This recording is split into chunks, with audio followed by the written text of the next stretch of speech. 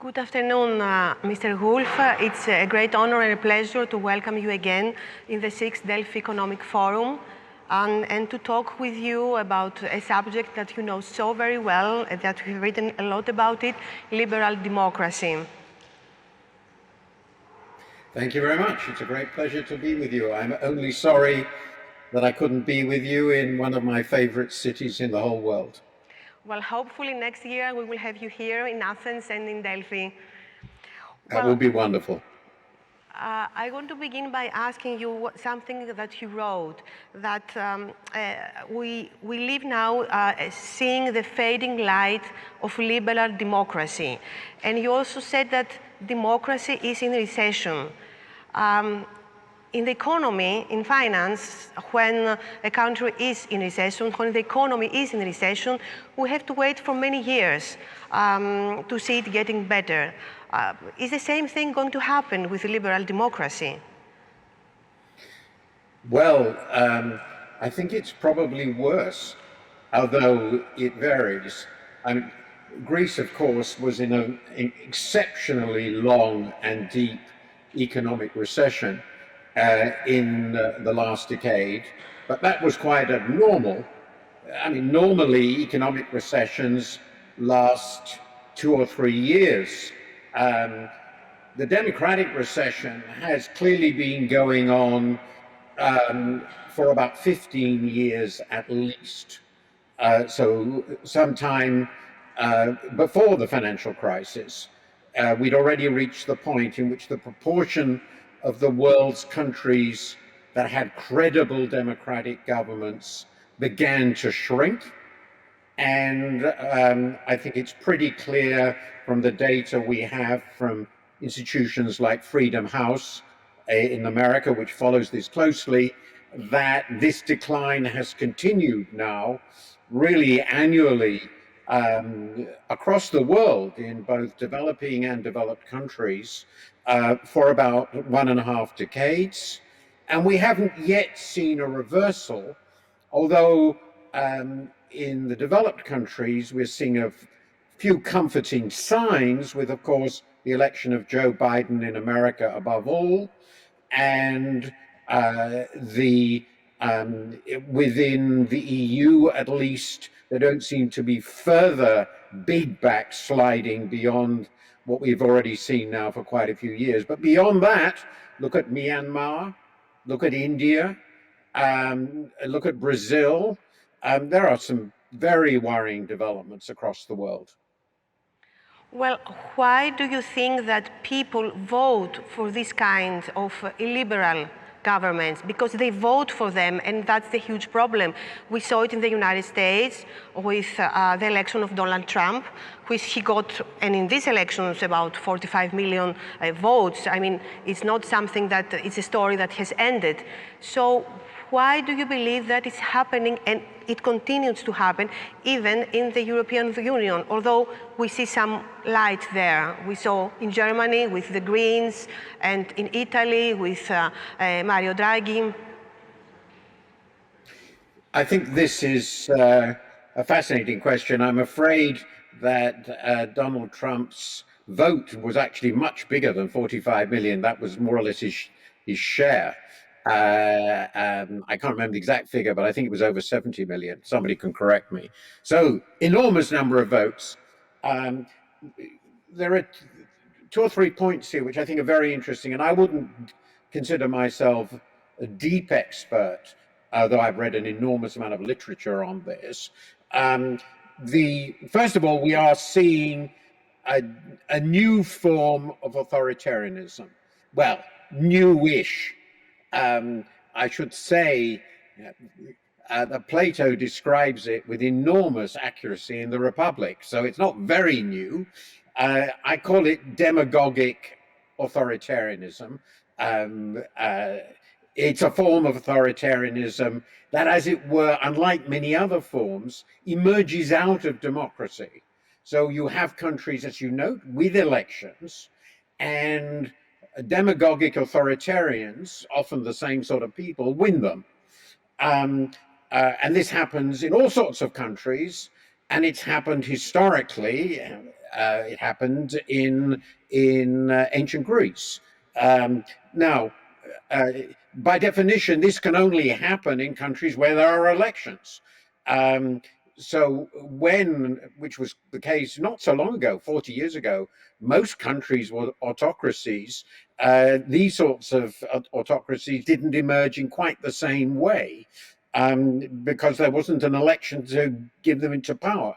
So why then, in countries with elections, do people vote for authoritarians? Um, I think there were the reasons why they vote for them the first time, and then the reasons why they keep on voting for them.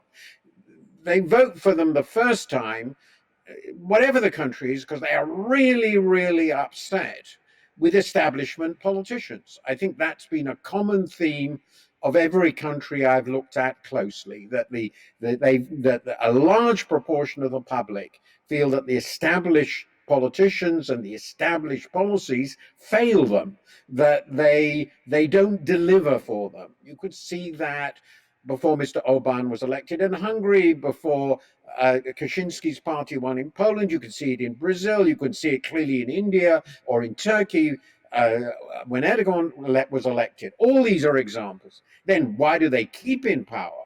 Well, partly because they know how to deliver what their base, their electorate wants, and partly, of course, in most of these cases, they take over core institutions which make it very difficult to challenge them. They take over the media, they put either directly, or they put their cronies in charge of the media, they put opponents in prison, and that way the majoritarian regime, the demagogic autocracy, becomes entrenched.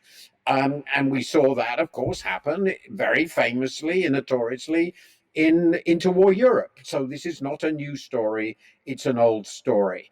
And we can see that in all sorts of countries. And it came pretty close in the US, didn't it, with Trump's attempt to overturn the last election? Yes, but isn't that a great failure of the liberal and the left liberal politicians? I mean, even the best of them, Obama, the Clintons, Blair here in Europe, Schroeder, everyone talked about us all being equal, but in the real life, maybe we aren't so equal, even if our constitution says that. Isn't that so, Mr. Wolf? Because people vote because they are not happy.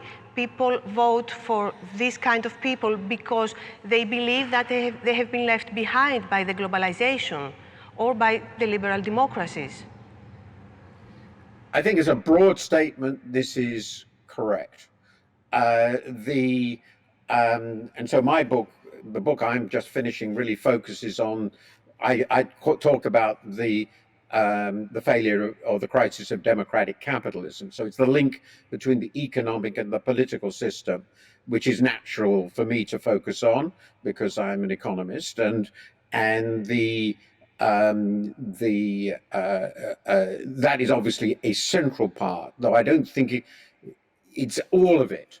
But clearly, in many countries, not all, interestingly, but many countries in the advanced world, over the 30, 40 years from 1980 onwards, roughly speaking, it varied very much. The benefits of growth were not evenly shared. Societies, of course, have never been perfectly equal. That would be, as far as we can see, impossible. We can discuss that, but they haven't. The benefits of growth were not shared for a whole host of reasons, of which globalization is one. Though I personally, and I've analysed this in enormous depth, don't consider it the biggest one, but it's certainly one of them. And the result is people, which was then crucially culminated in this shattering financial crisis, which undermined the legitimacy of normal democratic politics across much of the Western world, in America and, of course, in Europe, which Greece, of course, knows all about. So you had a long-term trend and then this disaster. Now, in other countries, the story is more complicated. I think this has been an element everywhere. But I would emphasize that this economic disaster has often interacted in very complex and interesting ways across the world with cultural changes. Um, and often the successful demagogic autocrat manages to link these cultural changes with the economic changes. What are the cultural changes? Immigration, obviously. I just look at how Mr. Orbán has exploited that. Um, Changes in the role of men and women, a whole range of social changes, which particularly right-wing populists have been fantastically gifted at exploiting them. And finally, of course, this profound sense that the elite, all of the elite is corrupt, not just incompetent, but actually corrupt. And that, of course, delegitimizes the whole democratic system. So I think we clearly have huge problems in restoring the legitimacy of the system because it's associated with corruption and failure. To be honest, until 15 years ago or so, I hadn't recognized this, and so it's a lot of catching up. As I said, the story is different in different countries, but I think to some degree they all have these two basic elements: economic failure linking with and multiplying grievances over other social changes. Well, I want now for you to discuss a little bit about capitalism. I read that you write and you talk, and I read an article by you that there is a third political version of capitalism. You talk about a demagogic authoritarian capitalism. Can you explain that to us? Well, I was responding in this to a very remarkable book by a good friend of mine and a great scholar, Branko Milanovic. I don't know whether he's participating here with you, but he wrote a very interesting book on capitalism, and he made the argument, which seems to me, versions. He has two versions. Yes. Yes, exactly. He had two versions. Democratic capitalism and I can't remember the exact name, but autocratic capitalism.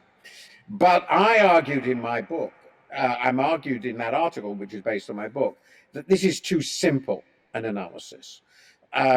Everybody, I agree with him that everybody is trying to operate a sort of capitalist economy. We can discuss the different varieties of that. But there are two forms of autocratic capitalism in the world today. One is, there are actually more, but these are the two central ones. One is the form of demagogic autocratic capitalism, as I've called it, which comes out of exactly what you described, namely the seizing of power in a democracy through a vote by a would-be autocrat of the political system. And that we see that all over the world. And that's one in which the autocracy tends to be personal. It's not institutionalized. It's often very inefficient economically and in all terms. The government is not necessarily very effective. And the basis of the autocracy is the connection between the leader and his supporters.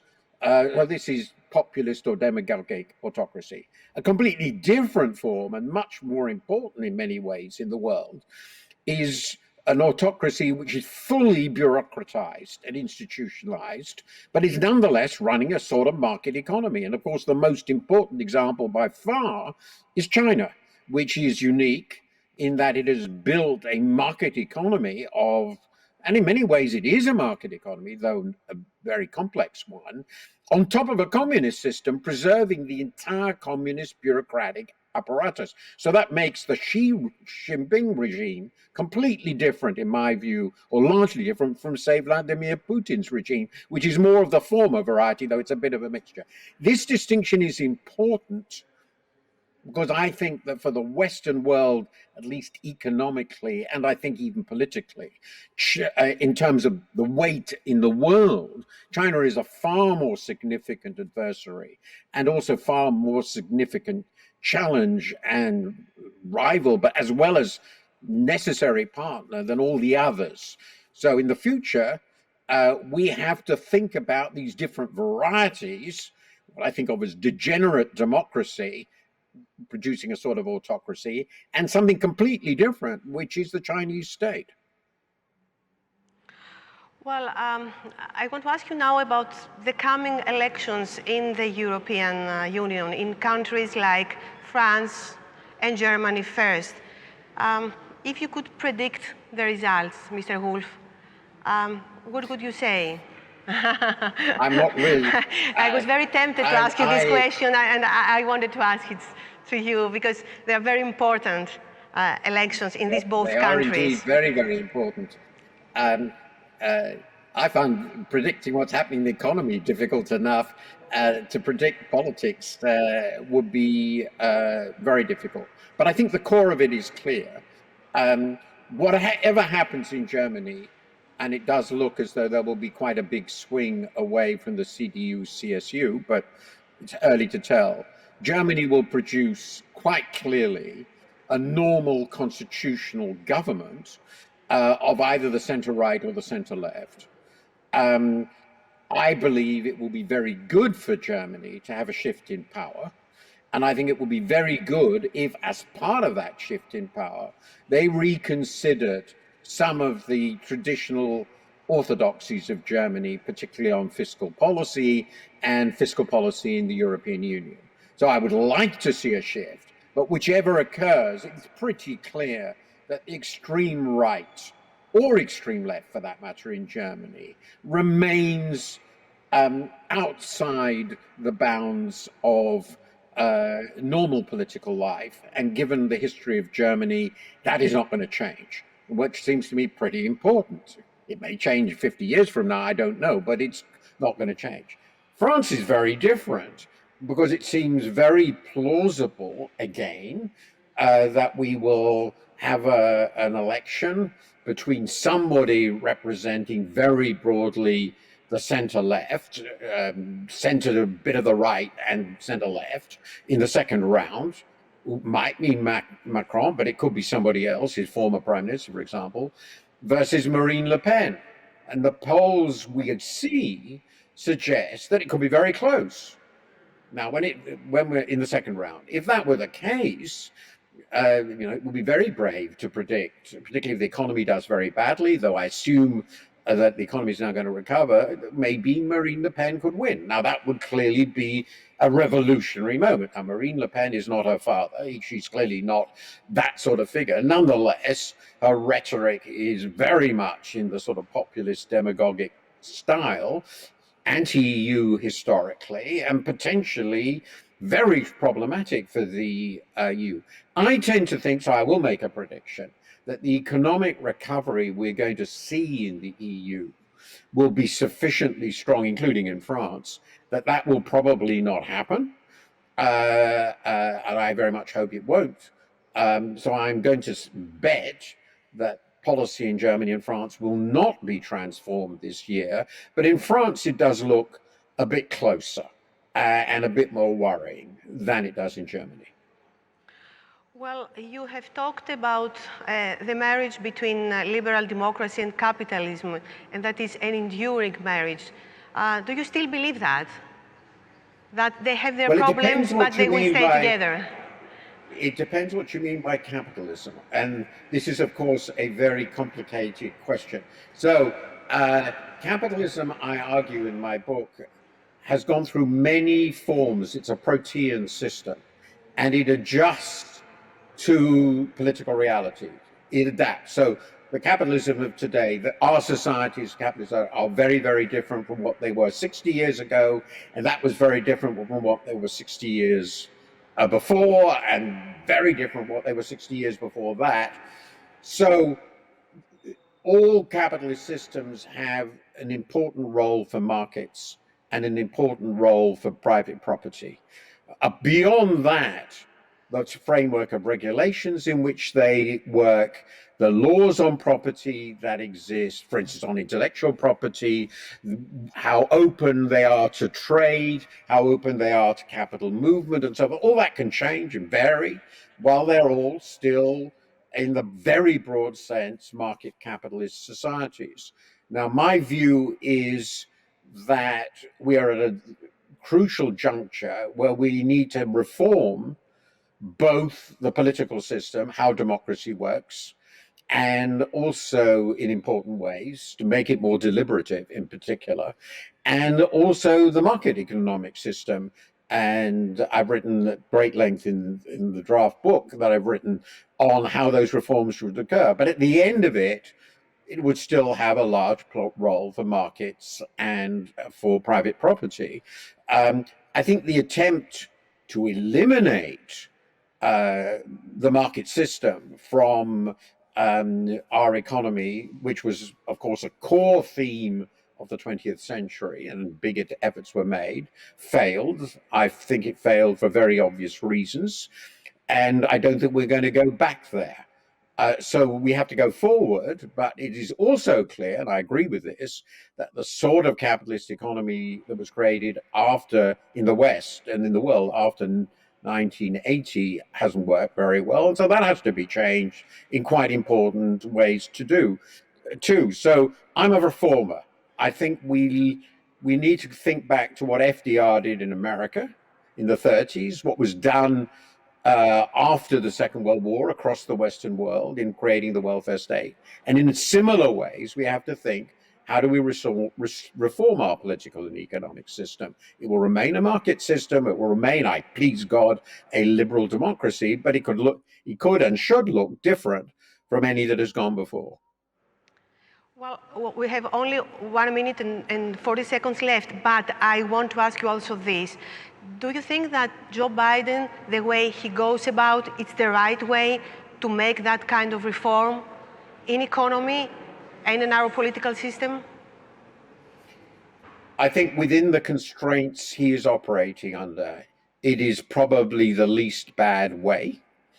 I would have made different choices in some ways, and I think he's taking a big gamble with macroeconomic stability. It should be remembered, however, that the reforms he's making are, from the European point of view, rather conservative. At the end of this, even if he does what he says, the American state will be smaller, and the health system will be less universal, and all the rest of it. But the direction he's taking America in this situation seems to me, broadly speaking, the only feasible one to recreate in modern form a progressive coalition which will stabilize both the economy and the democratic system. So I'm desperately hope, as I wrote this week, that he will succeed.